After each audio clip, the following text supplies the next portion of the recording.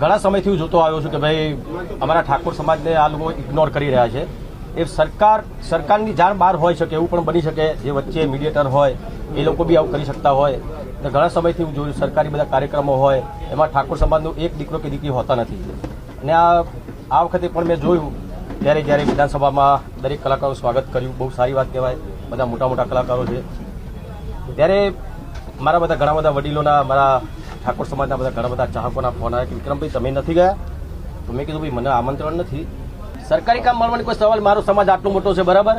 મને કે મારા ઠાકોર સમાજના કલાકારો કંઈ સરકારી કામ નહીં મળે તો એ કંઈ ભૂખે નહીં બેસી રહેવાનું બરાબર. એટલે એ વાત ના, તમે ખોટી વાત કરો છો, એ વાત ના કરશો બરાબર. તમે કીધું ફિલ્મી કલાકાર, પણ મેં ક્યાં કીધું ફિલ્મી કલાકારને તમે બોલાવો? મને બોલાવો એવું મેં કીધું જ નથી.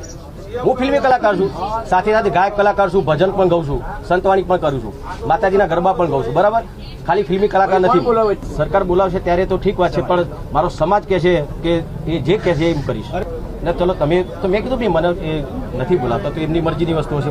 હું એમને નહીં ગમતો હોય, લોકો મને બધા સુપરસ્ટાર કહો છો, પણ એમને હું સુપરસ્ટાર નહીં લાગતો હોય. એક સામાન્ય સિંગર ઠાકોર સમાજમાંથી આવતો એક છોકરો છે, એનું ક્યાં વેલ્યુ હોય એ લોકો એવું માનતા છે કદાચ.